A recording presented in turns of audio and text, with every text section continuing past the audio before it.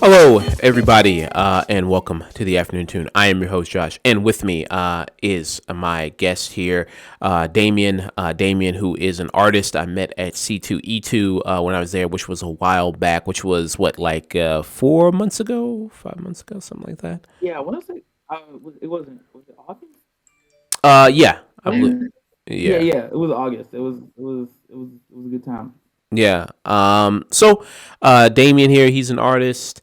I met him while I was at C2E2, like I said, got his card. I even bought some of his material while I was there. Just a few stickers, which are on my laptop. I wish I could show you, but they are on my laptop right now. And kind of like to set up like this booth, like kind of what was going on. If you want to kind of introduce yourself, Damon, let everybody know what you're all about, and everything like that. Yeah. Yeah. Okay. Yeah. No. Damon. Obviously. It always feels like I gotta start there, but yeah. No. I've been drawing comics for like 10 years. I do this book with my friend called Become. I just finished working on a book with Greg Burnham called Book of Solace. Um, and then I've done another book called Rose Society and a book called Psychedelic a few months ago, and now I'm getting ready to work on this other book called I think it's being called Mekai Ronin, and I just finished the Milestone Initiative with DC Comics not too long ago, and I got to Milestone Comics characters and learn from some of the greats at DC and some of the administrative people and stuff like that. Is really cool. Okay. So you've been doing it for 10 years. So how old are you Yeah, now? You're 30. I just turned 30 like 2 weeks ago. Oh, okay. I would have figured a lot younger myself, but Oh, really? yeah, I would actually kind of guess younger.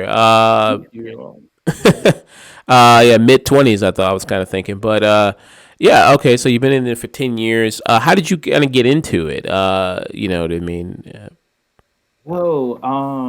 I've been like comics. I feel like comics been calling to me my whole life, bro. Like I have always been interested in comics. I used to draw comics for like the young authors thing. I don't know if you did that in school. There was like a thing where we would like have to like write a short book or whatever, and then you could like win a prize or something. And I always drew comics for it. And then I finally got Mm. to start reading comics when I was like picking them up from the library when I was like 13. Um, and then I was making my own stuff. And we started like actually doing like self-publishing in like 2012 with my friend Steven Scott and this group that I was in called UTB Chicago. It was this book called 12 Gauge Stereo. It was me and a bunch of other artists and we were just doing comics and making merch and stuff like that. Nice. And you said have done stuff for DC now and kind of learning and kind of getting mentored by some of the kind of the people there. What would you say that experience has kind of been like? Working for is it kind of a dream come true or? Yeah, in some ways, yeah. It was like 24 of us in the group, and that group is just hell, just mad tight. And I mean, that's how I just finished Book of Solace, which the Kickstarter campaign, like that was successful in like 2 days. And I met Greg through there. Greg does Tuskegee Airs with Marcus Williams. Mm. Um, and Greg and his brother had a project they've been trying to get off the ground forever. And Greg was like, "Can you do this for me?" So like stuff like that, and we already talking about working on more projects and stuff together.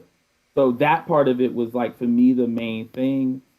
The other thing was like getting to meet artists I look up to, getting to meet writers and stuff I look up to. We got to meet Jim Lee. I got to meet Dennis Cowan, Reggie Hullen, and also like some of the editors and stuff.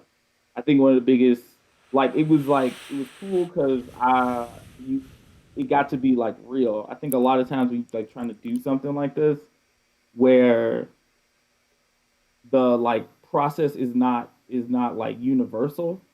Um, and there can be this like sensation of it being this like special thing that you get to do, and that makes it seem impossible to do. But then like when it's real, when you get to like go to offices and you get to like talk to people on a real level, it like it feels tangible.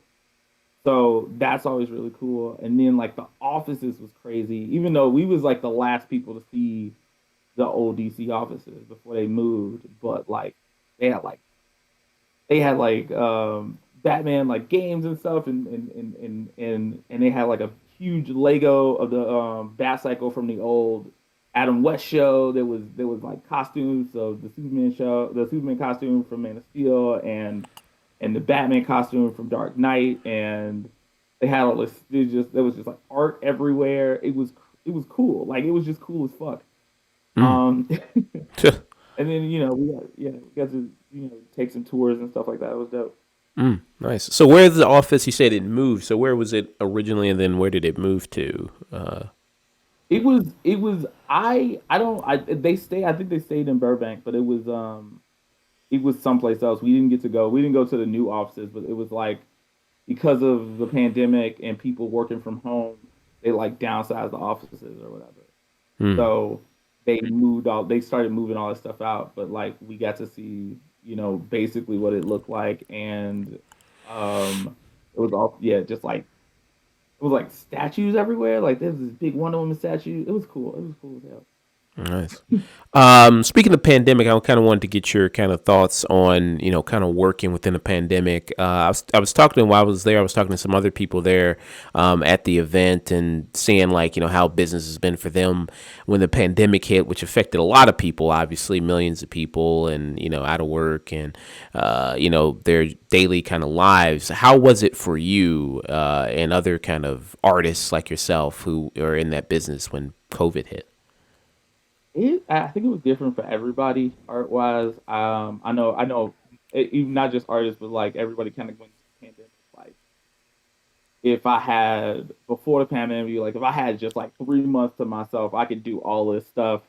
And I just watched all of Buffy that first like 6 months. Like it was just like TV and shit for the longest time. But like also, but for me personally, it eventually became the thing that kickstarted me into like doing this full time. For the longest time, I was working in the restaurant industry as my day job, and just seething with hate and a deep loathing for most people at that point from just doing that for so long. And like at this point, it was like I think I realized what a lot of people realized was like none of this stuff is the system doesn't really work. It's all kind of like a big facade, and you just kind of like, oh, like if I'm gonna do anything that's gonna waste all of my time and energy, it might about well be something I give a shit about. Hmm. So eventually, it led to me just like getting back into the groove of drawing stuff regularly and then producing stuff regularly and trying to figure out how to make that turn into something um,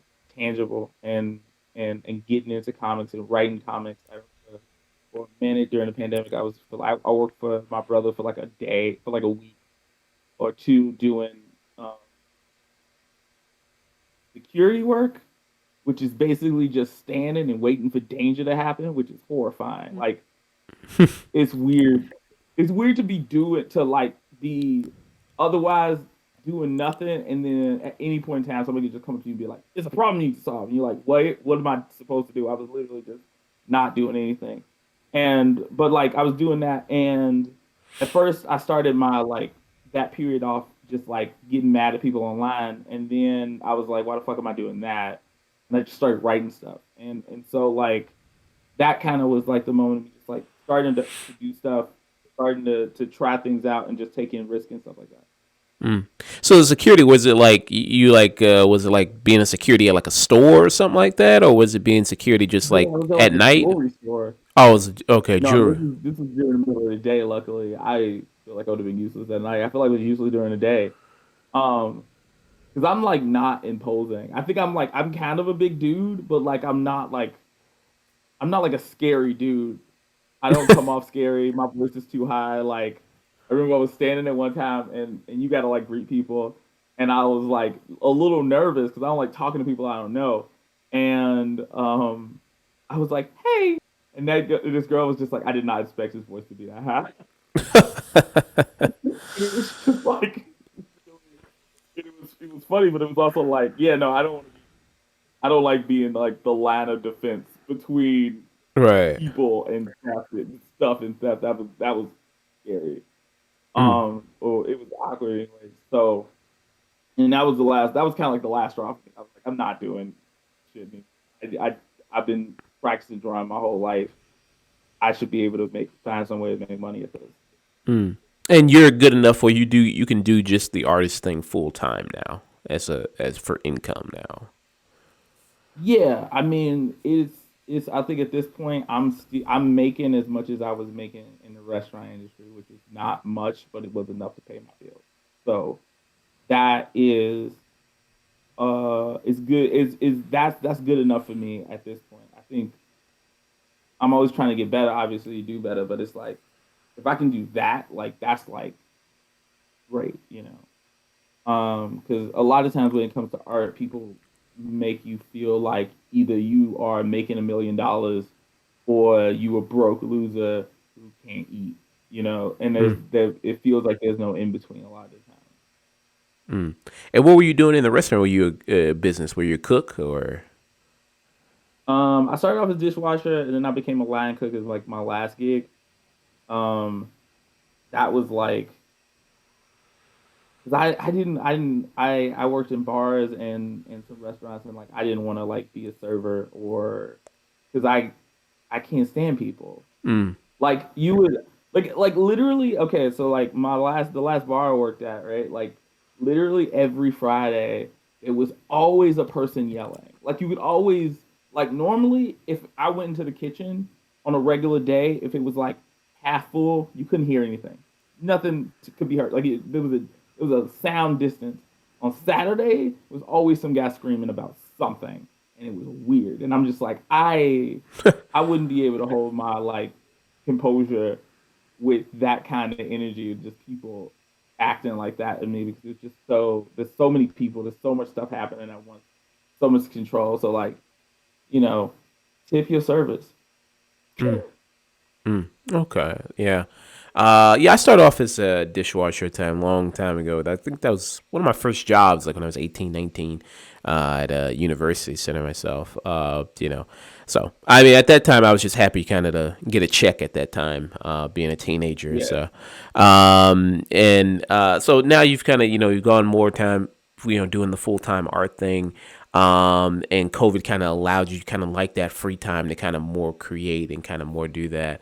Do you think with the pandemic, it kind of showed, like you kind of elaborate of, kind of a little bit showed more people their worth a little bit more of how valuable they are in kind of the workforce and just that Yeah. and yeah.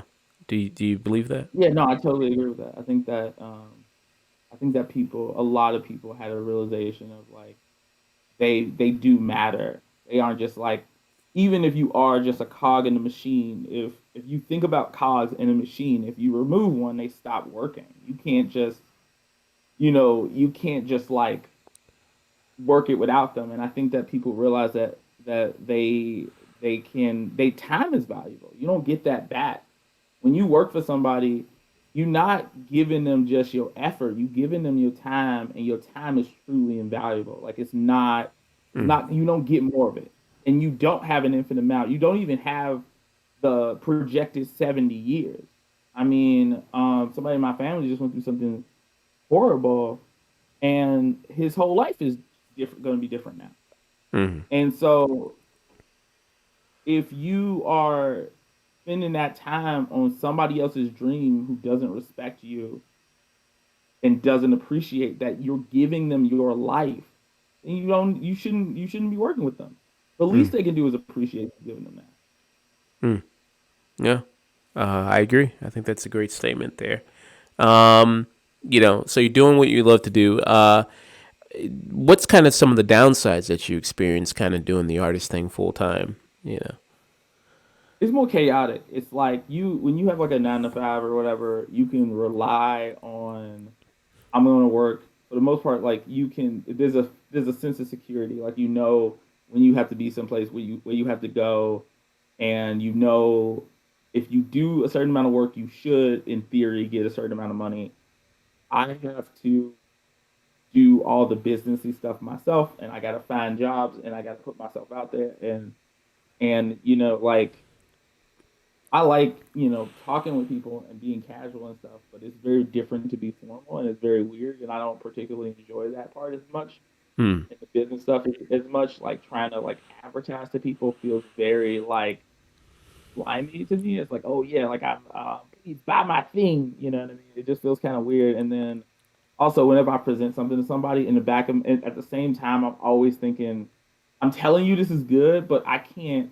But I know that's subjective. Like I know that good is a subjective concept. I could give this to you, and I might think it's great, but you might think like this is not the best thing ever. You know what I mean? And so I can't guarantee that anybody will enjoy the work that I do. I just have to make something I think is so good that I would be I'm under the delusion that it can't be unlikable, right? Yeah. Hmm. Okay. So you said sometimes it's a little difficult, kind of human interaction sometimes for you. How is it, when you're doing the circuit scene, when you're going around all these different cons? How is that for you? It can be. It's always nerve wracking when you come into a con. I think because it's like very.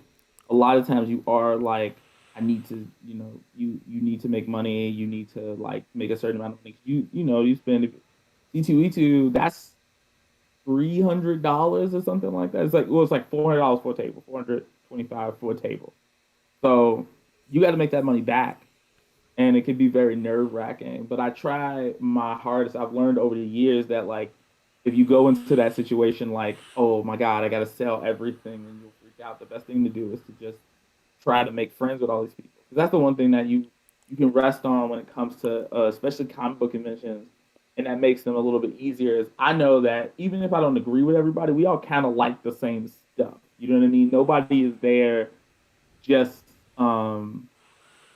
like no one, everyone kind of gets what you're talking about. Chances are, if you bring something up, they'll be like, "Oh, I've heard of that." At the very least, right? So you just kind of just try to go in there and make friends, and then not take it personally if people don't buy something, Hmm. and just it's at their own discretion. They have their reasons. I don't have to figure out their reasons. It's just like, hey, I try to be nice to people, and I try to be engaging, and uh, sometimes I take breaks. Mm. So when kind of, what's your kind of approach there when you do the cons? You try to, more kind of sell people on it, or you just let people kind of come and see your art and kind of just that draws people in, or do you try to just draw people in with just yourself, or like how does Yeah, that? yeah. I try. I want people. I always prefer people come to me because they see my art, and I try not to oversell it. You know what I mean? Like I try to like go if somebody says like, "Oh, I love this character," and I know I have that print, I'll be like, "Oh yeah, check this out." But yeah, yeah, like I just don't want to be. I never want to come off like I'm trying to sell you something. And for me, it is about making art. Like I want people to connect to the art that I'm making. I want them to get into that, and I hope that they do um, connect to it. I think that's always the other thing that I'm kind of scared of is that like I'm making all this stuff and I'm the only person that will be able to appreciate it. But yeah, when it comes to cons, it's just like really trying to go out there and make friends with strangers. Mm, Kind of how I think of it. nice. So you have a comic right now, comic mixtape right now. Yeah. Um, and then you also have a Kickstarter, and I will give to the Kickstarter after this interview. Um, Oh, thank you. and then also, I would also like a physical copy. I'll also buy a physical copy of your book as well after this as well. Let me pull up some of your art, which is on your Instagram here. Is that okay? Yeah, yeah, yeah, go for it. Okay, so let me see here. So this is Daimond drew this at Instagram. You can go check him out here. So I'm gonna scroll through some of your art and kind of let people take a look at it. You can also take a look at it for yourself. Too, I'm gonna put your links in the description below when I upload it. So I do really like kind of the style here. A lot of your art. What would you say some of your inspirations when you kind of, drawing wise, artist wise, there? Yeah, no, I kind of go back and forth between like manga and American comics as far as like people I'm inspired by. Lately, I've been really into Meredith McClaren. Like her stuff is really cool. It has this like great like motion to it. Every frame usually feels like a steal from like something like an animation, and then they sometimes she does motion in this way that like it feels like the camera can't keep up with the characters, and it feel you can really like tell that it's supposed to be moving. And then I like love Naruto. I love Josh very like clean, and it's like all the lines you need, right? Mm. And it communicates all these great emotions and stuff like that.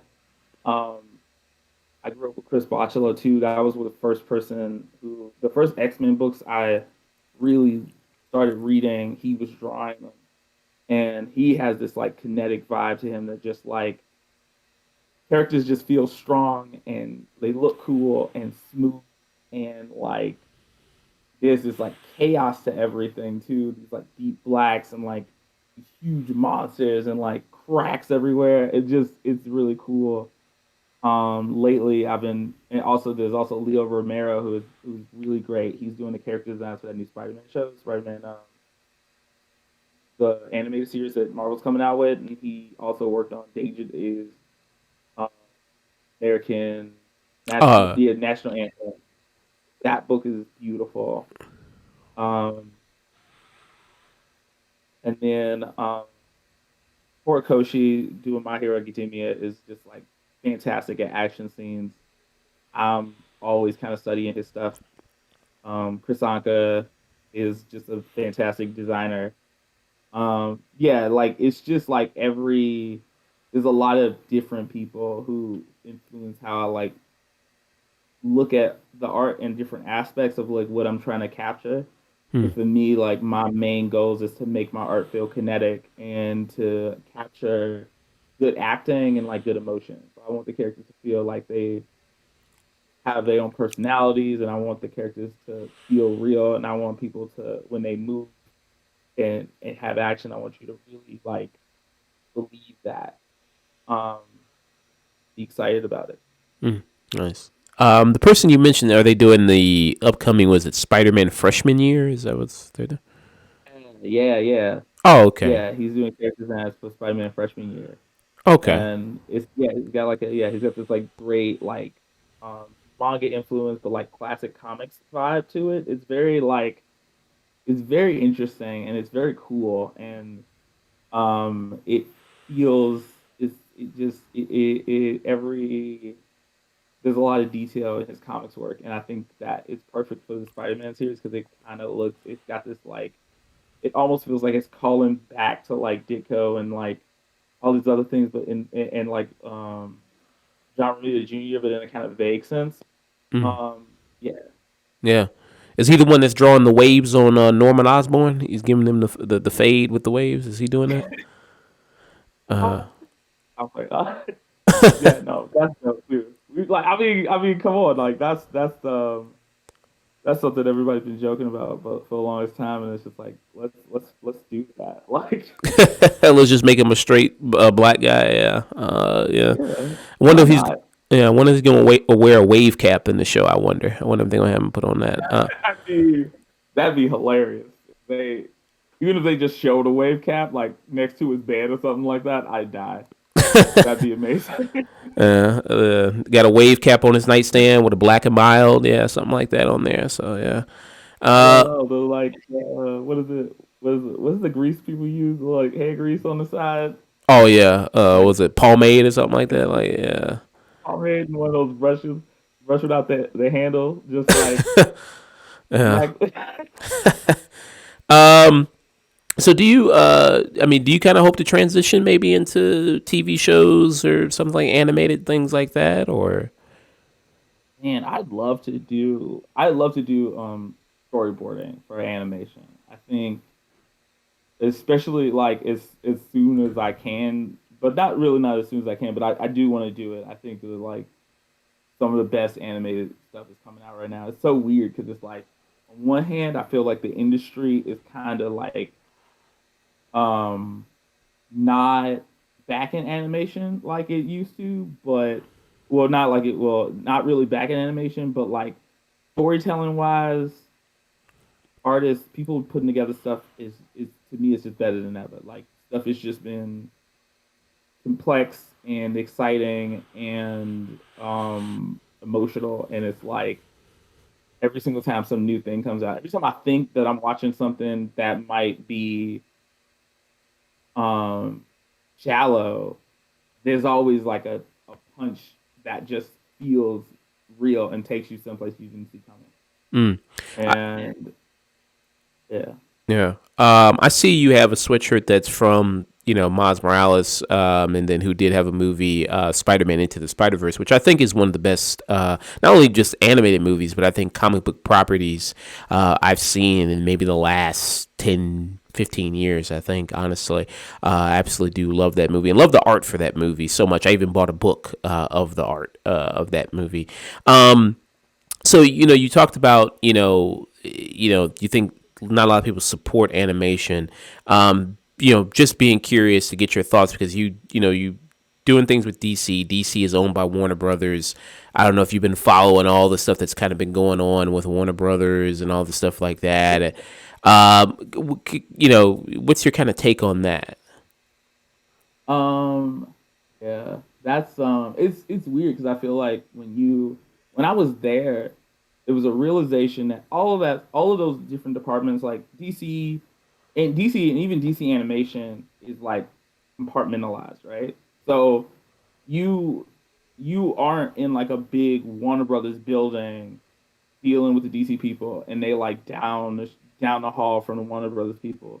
There are inter department people who come through and go from different places. But like even when we got to talk to some of the people from DC Animation, and they weren't. You could tell that not in like a bad way or a good way. I mean, I feel like the pros and cons to this kind of thing, but like you could tell that when it came to the comics and animation, they weren't necessarily on the same page. There was like overlap and there was like talking between them, but there wasn't like oh, we know what you guys are doing in the comics right now exactly. Like we saw that from inspiration, and now we want to do this thing. Right? It's like Hmm. they found out about stuff only a little bit, probably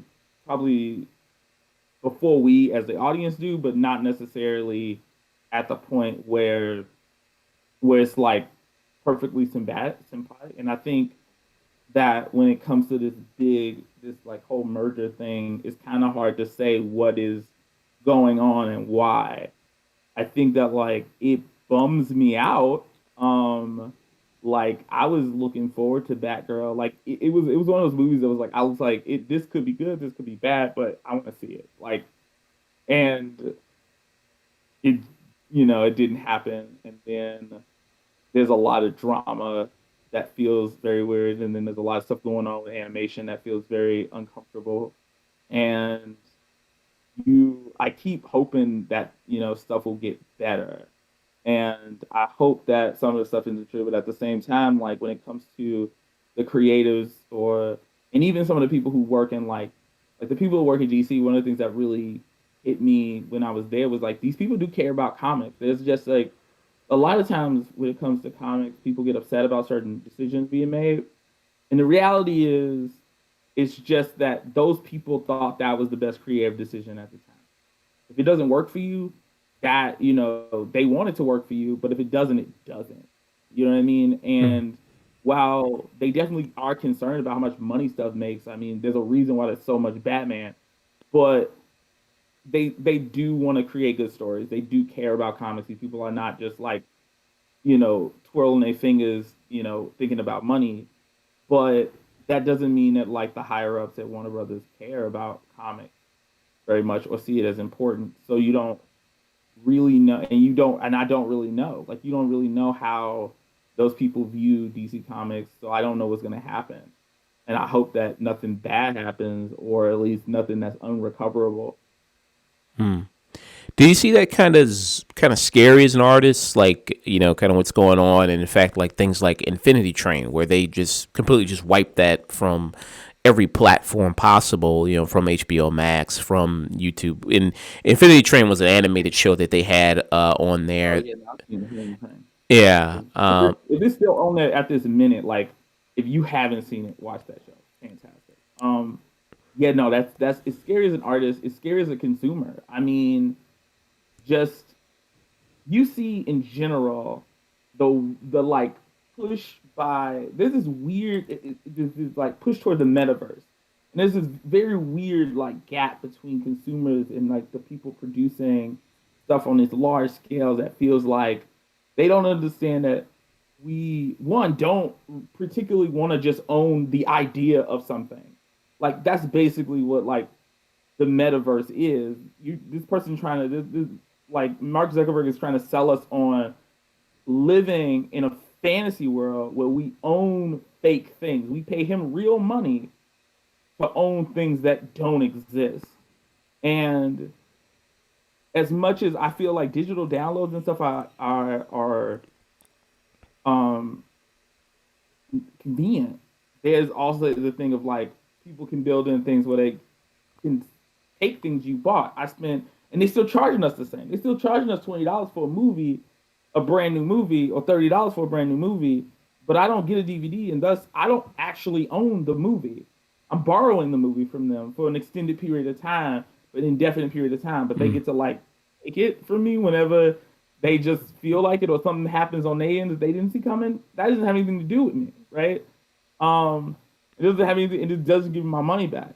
right. Then I think as an artist, it's like you saw what happened with Infinity Train. Not only did they take the show off, they didn't give them rights to it. They spent years on that show. They spent years. These.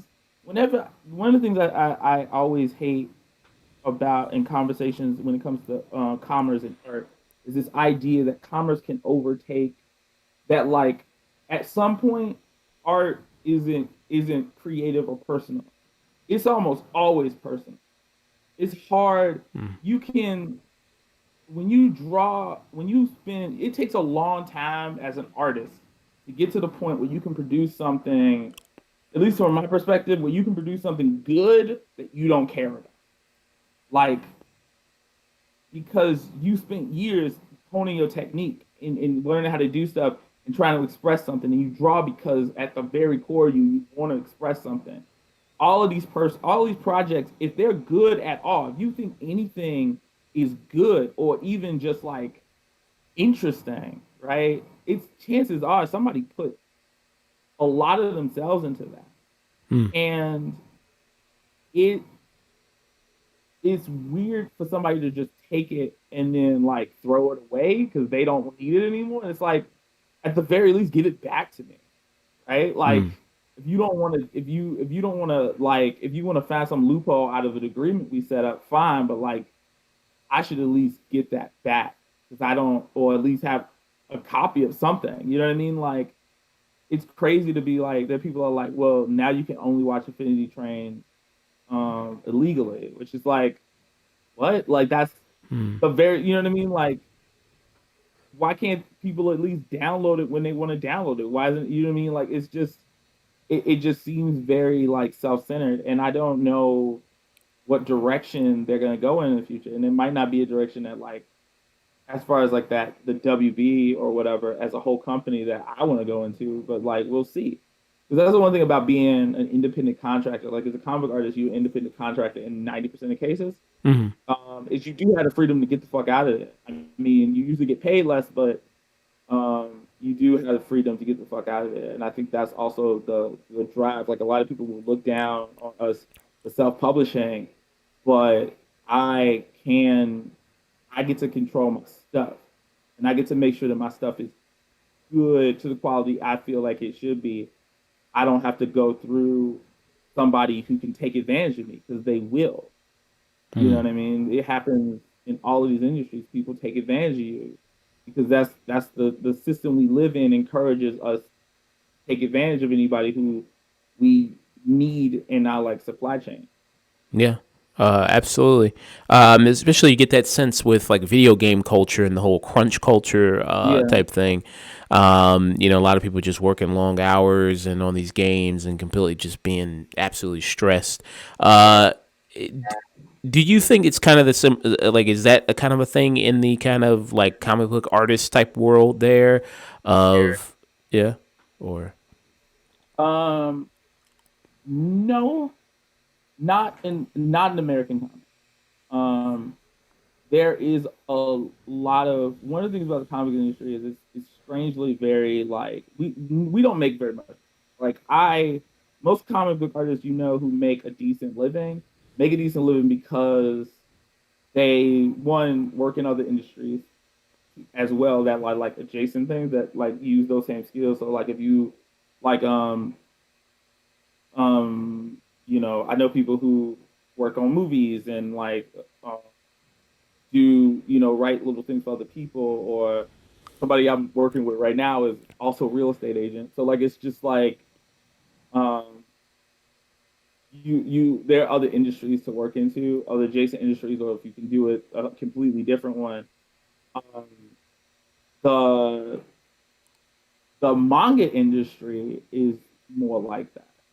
There is a lot of burnout and a lot of people. I think that's why when you follow if you follow comic artists, usually if they have a successful series, they do another series after that. It might be shorter, it might be longer. A few years you'll hear from them again, like a writer or artist. People go from project to project, right? mm, But if you think about it, you see something like certain projects, manga artists don't go from project to project like that. And they tend not to like, I was talking about Kishimoto a while ago, but like his last two books, if I remember correctly, he did Samurai 8, which was like, people didn't really read that, but I thought it was good. And he drew that, but like, he didn't draw Naruto at the same time. He wasn't, and a lot of times those series become monthly series because so the expectation to create a weekly comic like 20 to 15 to 20 pages is insane.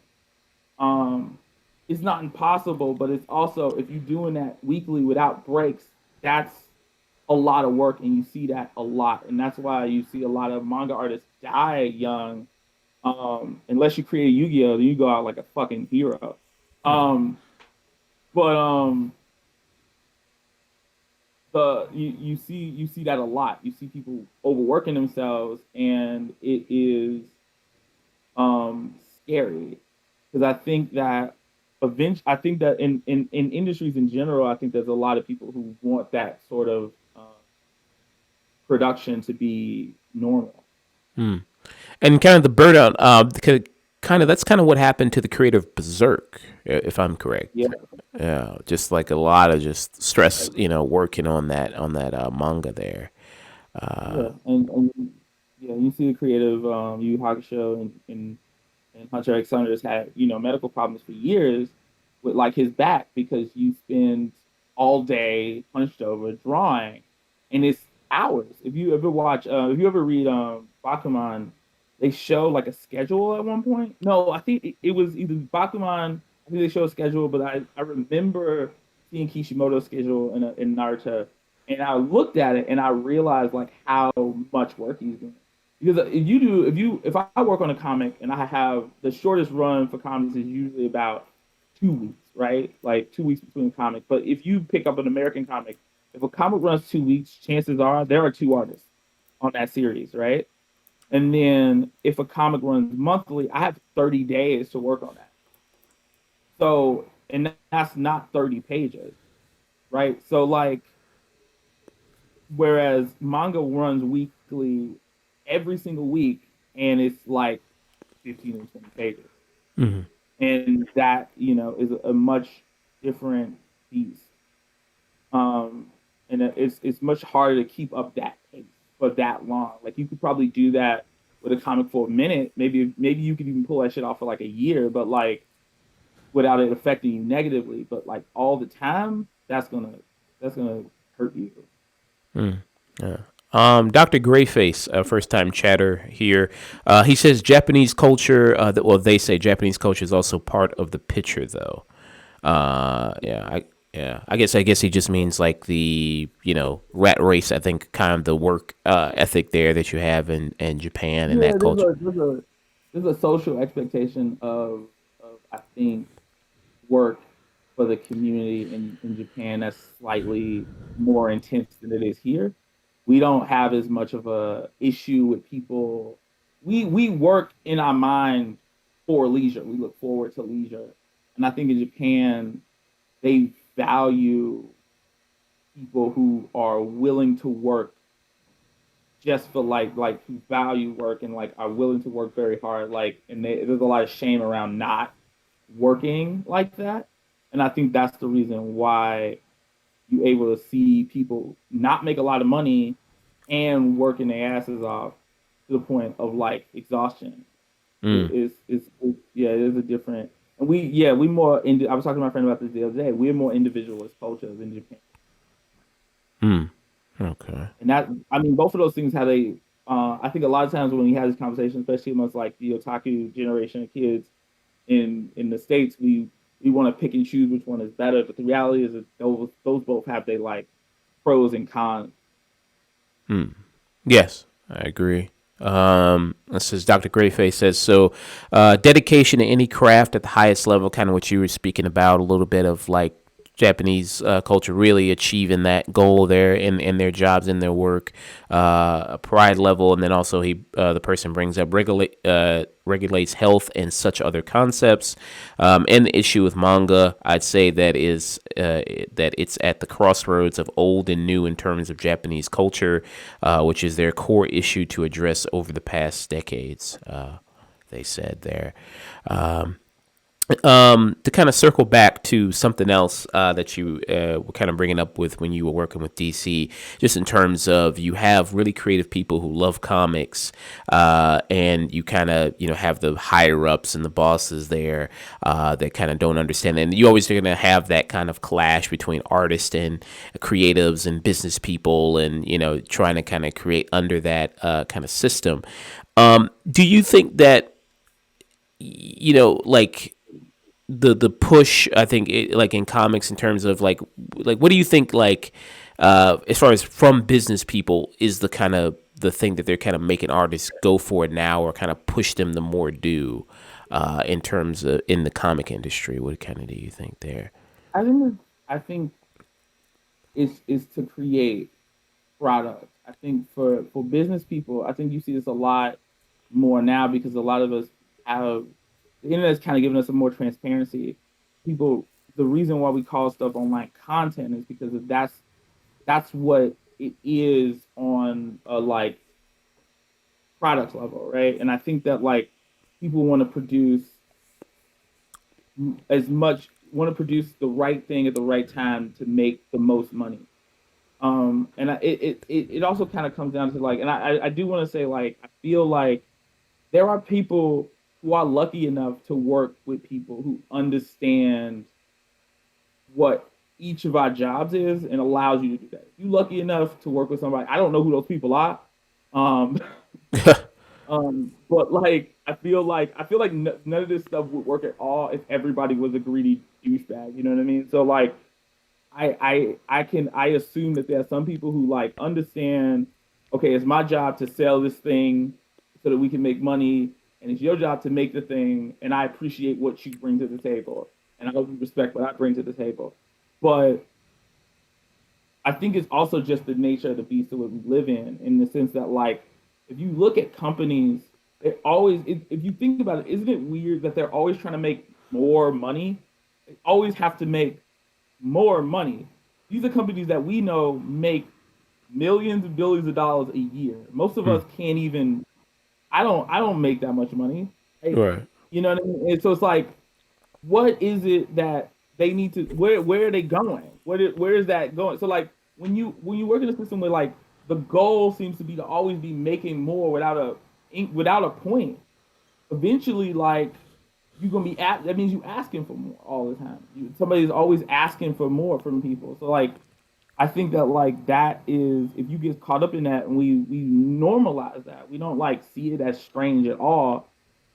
It it's easy to ask too much of people without even realizing it too. I think a lot of times our culture is weird because it's full of like these moments of ignorance and like cruelty intertwining at odd points. You know what I mean? Sometimes somebody is doing something because they mean to you. Sometimes they just don't know any better. And there's a lot of like Hmm. you can never tell, right? You can never. I think we had an argument every single time somebody gets in trouble. We're like, okay, wait, did they mean to hurt this person, or were they like, were they just like going and didn't pay attention? And like, you never really know unless you was there, right? And I think that happens a lot in business where it's like you never know who if people have your back and also like what they believe about the world. Like unless you ask people, okay, what is your goal? What are you trying to achieve? And ask yourself if you want to be a part of that goal and how they want to do it, then you never really know what the end game is. Somebody has a question for you in the chat here. Jumpmaster J, how's it going there, man? Does Damon have a project that stands out? Like, damn, I put my foot in this and it was a blast to work on. Oh man, I always try to put my foot in everything that I do at the time. Um, Book of Solace that just got kickstarted. It's still the Kickstarter is still alive. Is a book that I feel like I put my foot in for sure. Recently, I I tried really hard to make the characters feel grounded. I tried to make the fight scenes look cool. I tried to like come up with cool stuff for people to do. Also, I do this series that I'm doing in between projects called Rewrite that I love working on, and it is a lot of like I'm always trying to like make it the best it can be. So like those are two projects I really love working on. I'm trying to think if there's anything else that I'm just like last time I worked on this is cool. Um, I did a project called Psychedelic a few months ago with this kid Andrew, who I ended up coloring because normally I don't color my own work on books, um, and that was something that like I like the way it turned out. I like the way the layouts turned out the most. Like I was like, oh, like this turned out really good in that aspect. So um, I think yeah, like the latest thing I think pick up Book of Solace. That book is gonna be really cool. Um, yeah. Also, I will say not just to like I don't want to. Like I said, I hate selling stuff because I'm like, should I even talk about this? But like my the book I'm kickstarting, the comic mixtape, has at least two stories that like even though they older, they have a few stories I love, but like there's like two stories even though they older and I can see my mistakes in them. I love to death. Like I just there's one that's just like the action scenes and stuff that I put together. I'm really proud of, and I want people to read those books and give me their feedback on them. So yeah, Nice, nice. Thank you for the question there, Jumpmaster J. yeah, no problem. Bro. What were you? What do you think about kind of this?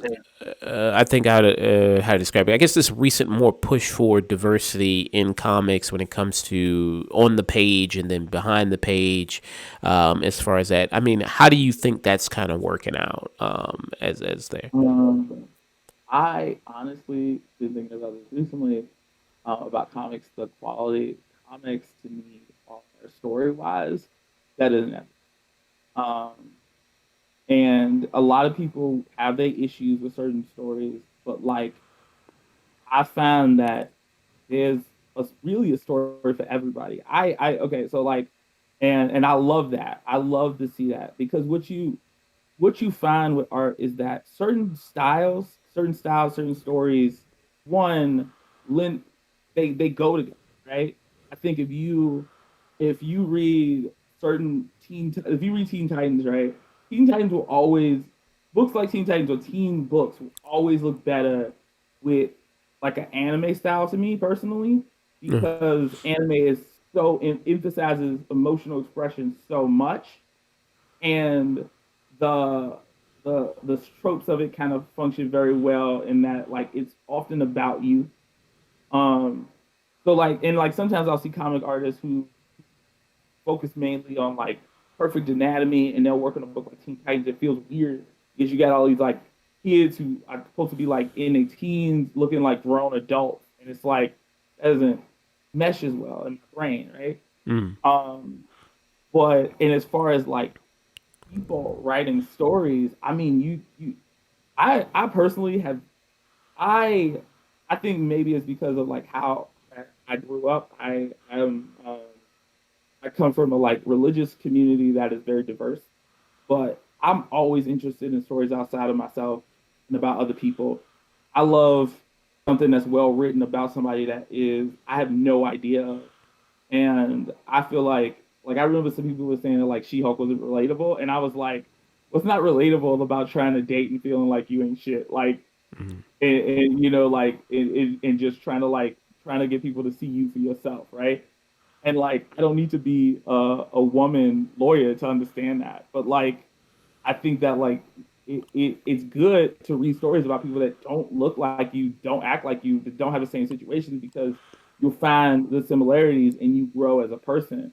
So seeing all of that stuff is like really cool. One of my favorite books when I first started reading indie comics was American Born Chinese because it was just like it was about a first generation like immigrant kid and they doing a show of it, but like it was like I related to this. I understood the feelings that he was experiencing like alienation, but at the same time I got to learn about the Monkey King and all these other things that I never really I'd only vaguely understood. All I understood was that, Dragon Ball Z was based off Journey to the West, but like this went more into detail about what that was, right?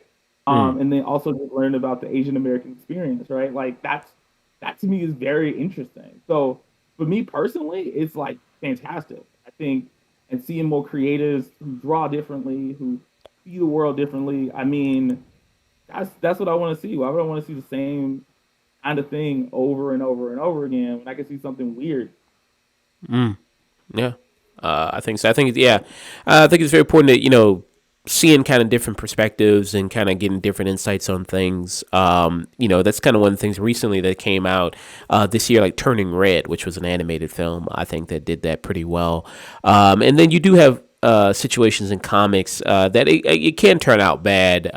Where there was that thing with Miles Morales. There was that what if story where he was Thor, and then I don't know if you have any opinions on that story or not. But Honestly, I feel like I understand why people are upset, but I feel like people got too upset. But that seems to be the way to end that. Like I feel like people don't always know the appropriate amount of like.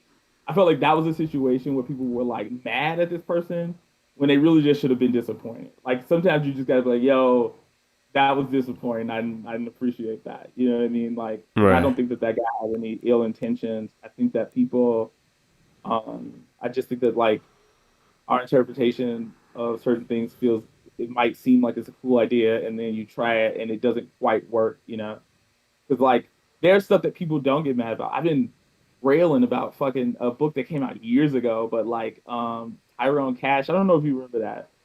There I was a character I don't believe in so.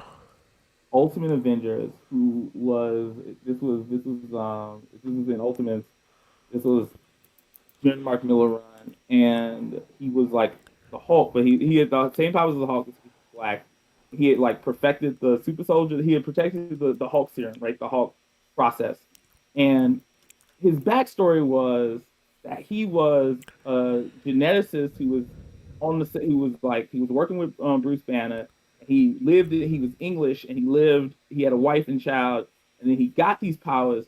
And then the first thing he did was change his name to Tyrone Cash, moved to the South America, started a drug ring with prostitutes. Now,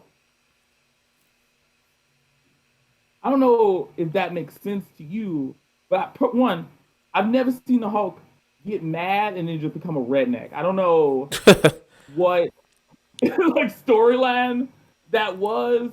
I guess except for like Old Man Logan, but that is also kind of like bad to me too. But like and it's the same person, but like it's like are you really making a character black and saying that like his basic instincts are like drug dealing and crime? Like that's what he's doing now? And it's just kind of like it's kind of like compared to like the like Miles Morales thing.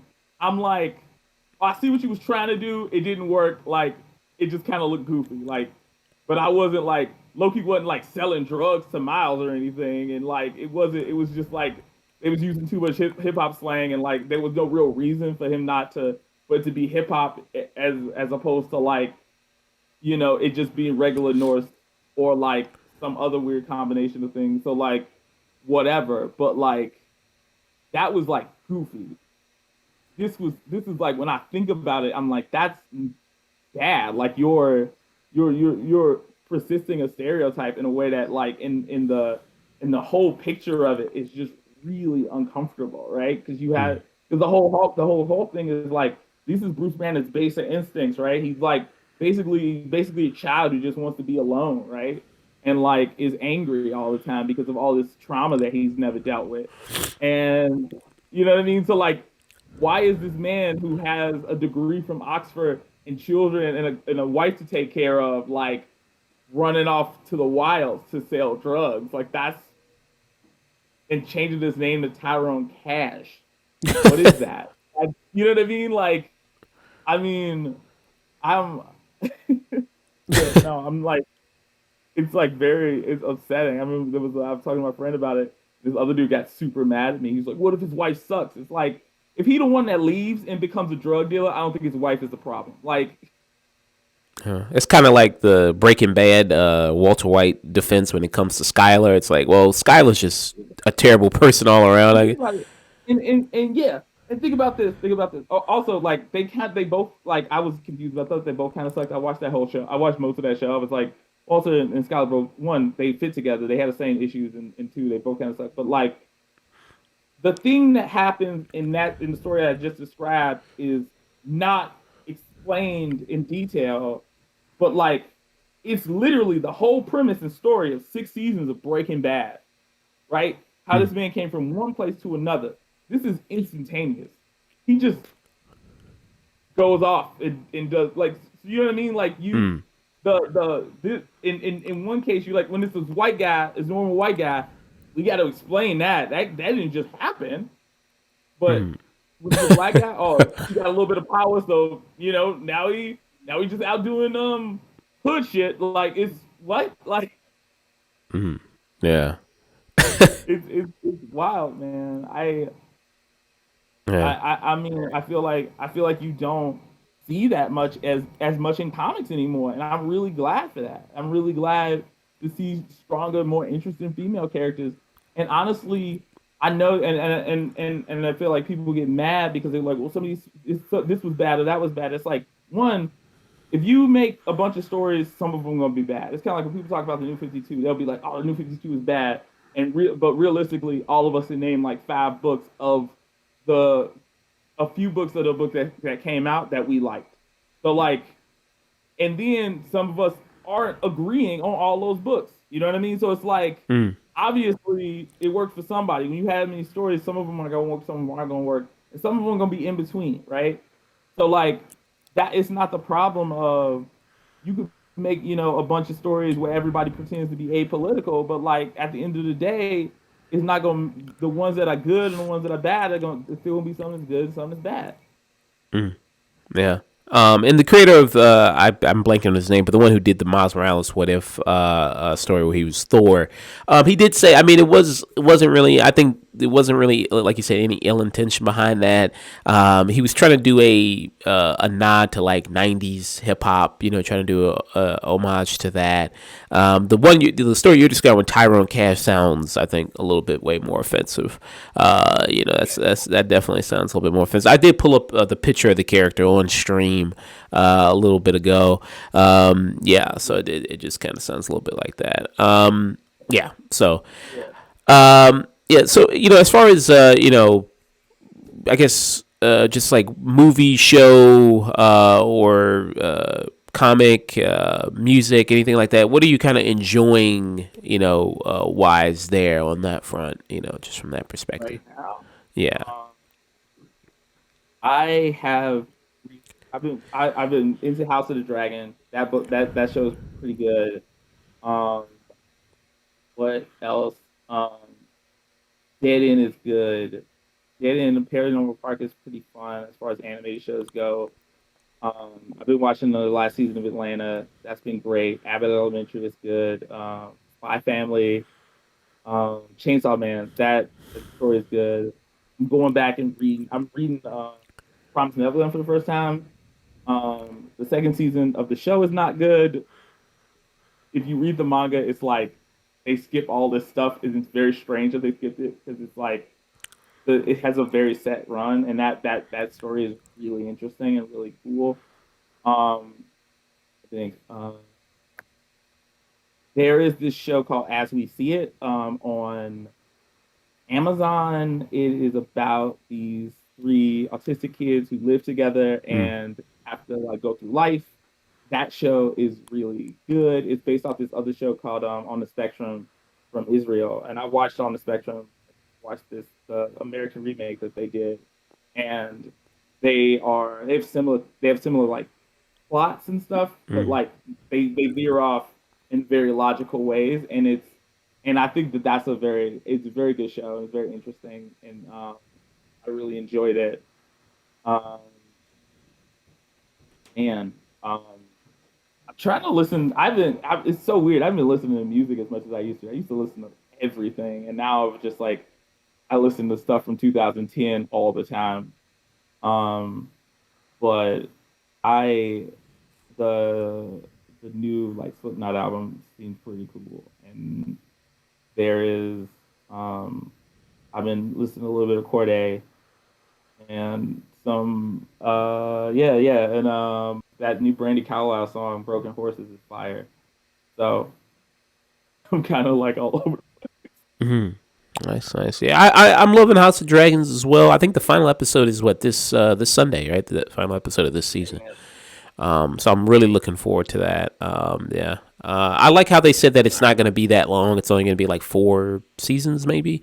So it's not going to be that long of a series. So I kind of like that. Yeah. Anything you're looking forward to that's coming out?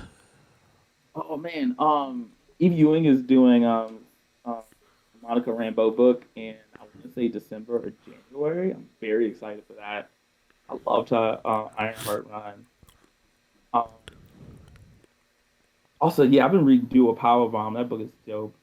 Comics wise, um, and everything.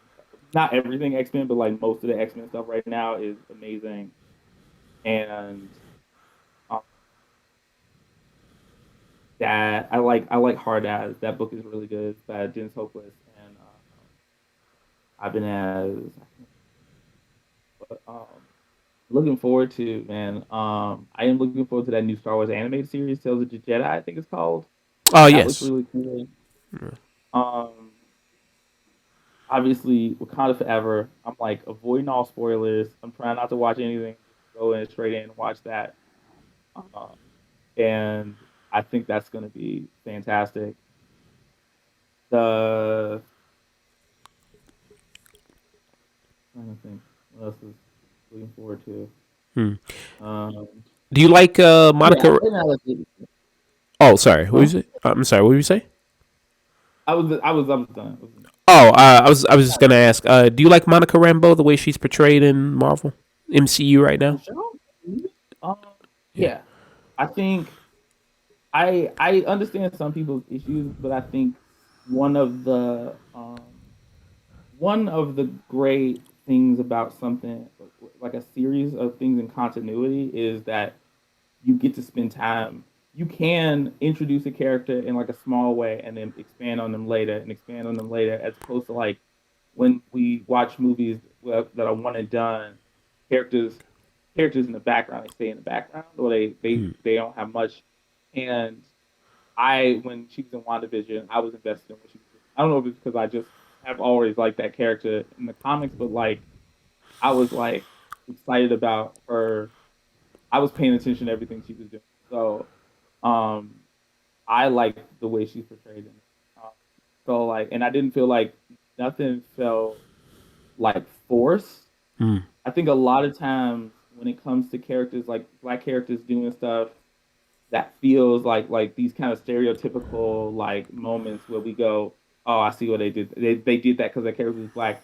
It often feels forced. Like it feels like a character in another given the same circumstances, a white character wouldn't be in that situation. mm. Kind of like the Darwin thing in X Men First Class. It's like Ah. that it doesn't make sense, right? Like I was like I remember watching the movie and expecting him to like reconstitute like at the end, like but just like confused. I was just like, yeah, so is he gonna come back and do a cool Deus Ex Machina? It's like he's just like I can't die. What do you think this was? But no, they didn't do that. So I don't feel like it was like the way like her supporting Wanda didn't feel like out of character or like weird. It didn't feel like it didn't make sense. It was like it was just to put in the background or just to make her less than. It was nothing, none of that. It wasn't like they was trying to make you feel like she wasn't, as important or anything like that. It was like, oh well, she works at this place. She has a job. It's a job to stop this. She, has some history of superheroes, and she is a heroic character, so she's gonna do service. You know what I mean? I feel like to be of service to people who she feels like are in need, right? So Mm, like, I didn't feel like that was like, it didn't. I didn't feel like it was problematic. mm. Okay. Since you're excited for the X Men run that's going on in the comics right now, are you looking forward to see what the MCU does with the X Men?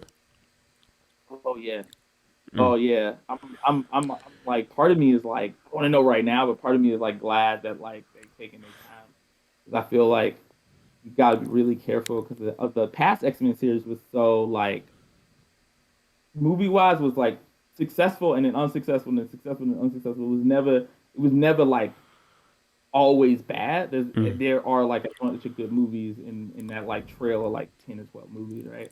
So like we all have an attachment to those characters in that world, and like even in the general public, they have an understanding. So what they do next needs to be like spot on or like cool. And mm, I'm curious like how safe they're gonna be and what like risk they're gonna take. Part of me feels like they should do a huge part of me wants them to do like X-Men, the main like ensemble as like a series, and then like movies are like about characters like Wolverine, right?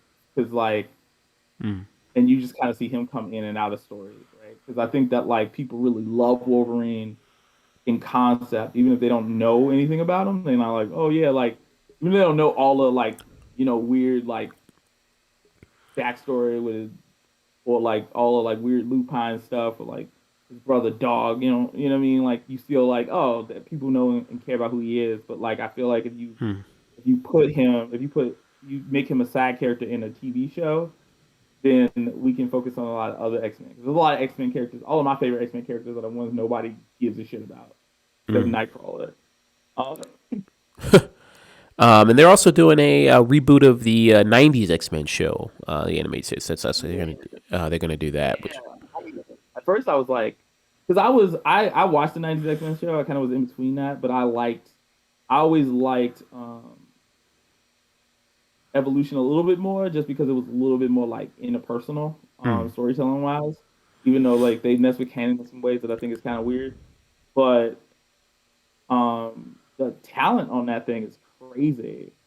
When they announced with people, I follow a bunch of like storyboard artists and stuff on Instagram, and people I just like really love were just like, I'm working on X Men. Chase Connolly was like, I'm working on X Men. It's gonna be dope. I'm like, yes, I want to see this. So and I think that it's going to be like out of continuity is going to be a good thing. Like it's not in the like MCU continuity, like exactly Hmm.